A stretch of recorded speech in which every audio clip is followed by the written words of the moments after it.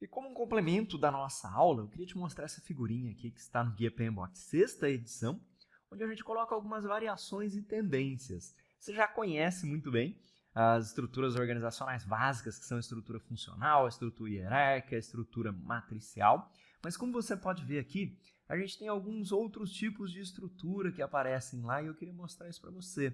O que é essa estrutura orgânico ou simples que você está vendo aqui logo no comecinho? Então, essa estrutura aqui é a estrutura de uma pequena empresa, a estrutura de uma startup, alguma coisa nesse sentido, em que você tem uma estrutura flexível com pessoas trabalhando lado a lado. Então, uma empresa de 5, 10 pessoas, talvez, você tem uma estrutura chamada de orgânico ou simples. Autoridade do gerente do projeto, pouco ou nenhuma também, papel parcial, não muito disponibilidade de recursos, e o dono dessa empresa, ou o principal sócio ali, é quem controla o orçamento e não existe pessoal administrativo para os projetos. Isso aí é uma pequena empresa. A gente já viu a nossa funcional hierárquica centralizado, que está aqui muito bem descrita também no Guia PMBOK. Você pode revisar a figurinha aí no OneNote. Podemos ter a estrutura chamada de multidivisional. O que é uma estrutura multidivisional?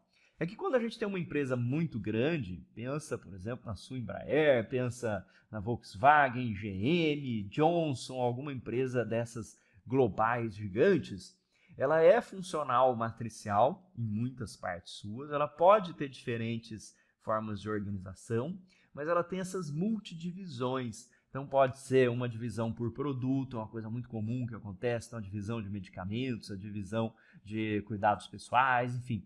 Pode ser dividido por processos de produção, por portfólio, por região. Então uma divisão Brasil, uma divisão América Latina, uma divisão América. Você pode ter diferentes maneiras de organizar. Então essa multidivisional aqui é uma variação de funcional com matricial para empresas que são muito grandes e vão precisar criar isso em diferentes níveis. Nós temos o matriz forte, fraca e equilibrada, que nós já falamos lá na nossa aula.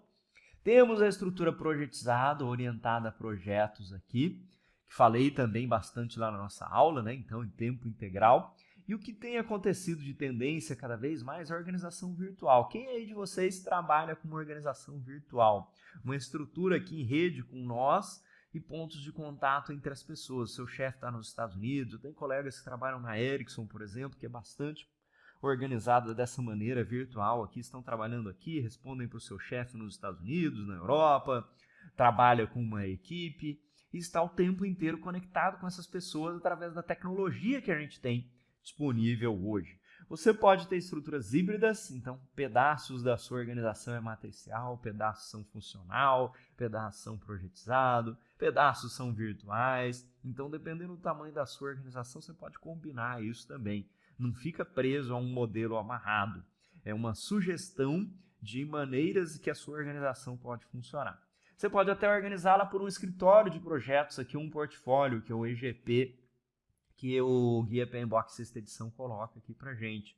Então, eu posso montar um portfólio separado de projetos para cuidar somente daquilo. Pensa, se a gente for pensar aqui no governo brasileiro, estrutura híbrida, estrutura multidivisional, e aí nós montamos, por exemplo, o Comitê Olímpico, montamos o Comitê da Copa do Mundo, é um EGP aqui. Um conjunto de projetos ali, um portfólio de projetos para cuidar da Copa do Mundo, da infraestrutura para a Copa do Mundo, ou das Olimpíadas, ou qualquer outra coisa que seja. Pode ser uma estrutura permanente aqui ou temporária. Quando acabar aquele evento, Olimpíadas, ele vai se encerrar. E volta-se à estrutura normal, funcional ou matricial que aquela organização tiver. Ok? Então, um grande abraço e até a próxima aula.